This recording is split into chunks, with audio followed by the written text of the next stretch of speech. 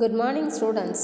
This is session 2 of 8th Standard Social Science, History, 4th Unit, People's Revolt. In previous class, we discussed about the British gained the power after the victory of Battle of Plassey and Battle of Buxar. Then, a revolt of the Palayakaras. So many local kings like Pulithevar, Veerapandiya Kattabomman, Velu Nachiyar, Marudhu brothers and Dhiran Chinnamalai. They opposed the British. Now, let's enter into today's topic, the Vellore Revolt in 1806. The Vellore fort consisted of large majority of Indian troops. A good part of it recently been raised in Tirunelveli after the Palayakarar uprising of 1800.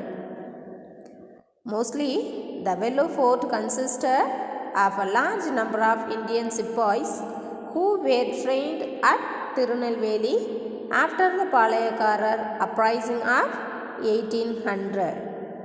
Many of the trained soldiers of the various palayams were admitted into the English army.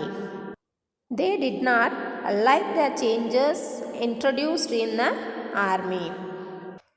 Previous class, we have seen that the whole country, the whole state will be divided into small regions.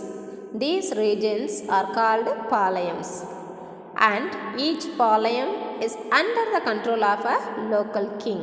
So they are called Palayakarar. Now let's see what is the immediate cause for the revolt and what was the immediate cause that triggered the revolt.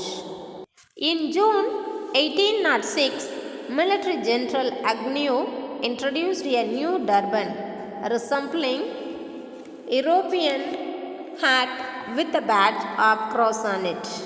It was popularly known as Agnew's turban. Both the Hindu and Muslim soldiers opposed it. So, the soldiers were severely punished by the English.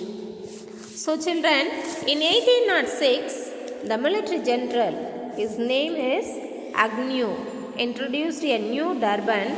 Turban means hat, which is the resembling of European hat with a badge of crossing on it. Agnew's turban with a cross infuriated the Hindus and Muslims. Infuriated means make very angry. On 10th July 1806, the native Sepoys started the Vellore revolt. The British flag was brought down, but the British army managed to suppress the rebellion within a short period. Next, the revolt of 1857. The exploitation of the British triggered the revolt of 1857. The cartridges, greased with the fat of pigs and cows, spread resentment among the Indian troops. A young Sepoy Mangal Bande refused to use the greased cartridge and shot down his sergeant. He was arrested, tried and executed. On 10th May 1857, the Sepoys at Meerut revolted by swarming the prisons and releasing their comrades. They murdered some English officers and marched to Delhi. Bahadur Shah too was declared as Emperor of India. Who declared as Emperor of India? Bahadur Shah too. The revolt spread quickly to other places. Lord Canning, the Governor General, took immediate steps to suppress the rebellion. Suppress means to stop something by using forces. A rebellion means the action of fighting against authority or refusing to accept rules. He collected the forces from different places and the British regained their lost position very soon. Delhi was recaptured by General John Nicholson on 20th September 1857. And then consequences of the revolt.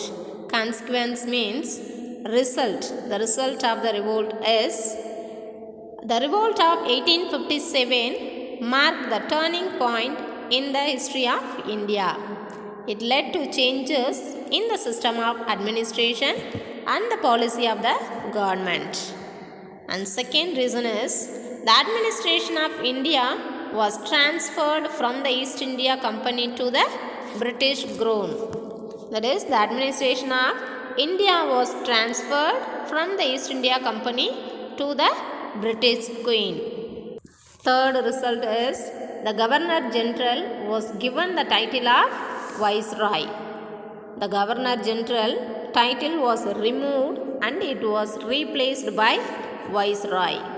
A fourth result is the Board of Directors and the Board of Control were replaced by the Council of 15 members headed by the Secretary of State to supervise Indian affairs.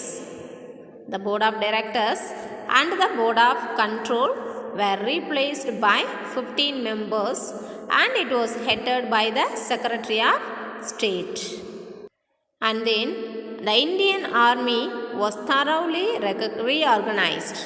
More Britishers were employed in the army. The army structure was reorganized and more Britishers were employed.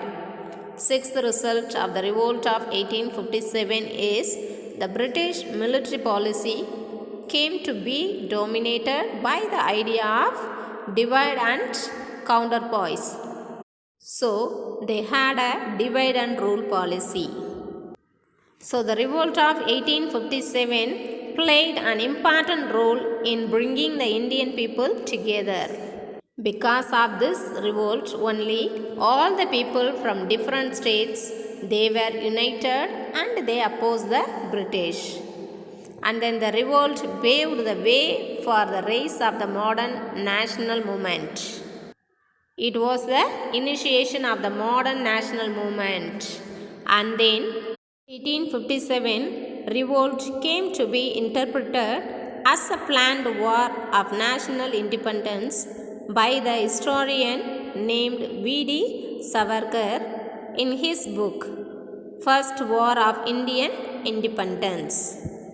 So, the revolt 1857 is considered as the first war of Indian independence and it was started by an historian called V.D. Savarkar in his book. V.D. means Vinayak Damodar Savarkar. So children, we have come to an end of this session. Shall we recall now? Yes. Tipu Sultan fought against the British East India Company. And then Rani Lakshmi Bai was the best and the bravest among the leaders of the revolt of 1857. Do you know who refused to use the greased cartridge and shot down his sergeant? Yes, a young Sepoy, Mangal Bande. And then Lord Canning, the Governor General, took immediate steps to suppress the rebellion. Okay students, now it's time for questions. Let's see some evaluation questions. First one, who described the revolt of 1857 as first war of Indian independence? Second one, Fedeh Haidar was the elder son of Tipu Sultan. State whether it is true or false. Third one, bring out the effects of Vellore revolt. Fourth question, what was the immediate cause of the revolt of 1857? And finally, what were the causes for the Great Revolt of 1857? Students, try to answer these questions. With this video, History 4th lesson, that is People Revolt, is completed.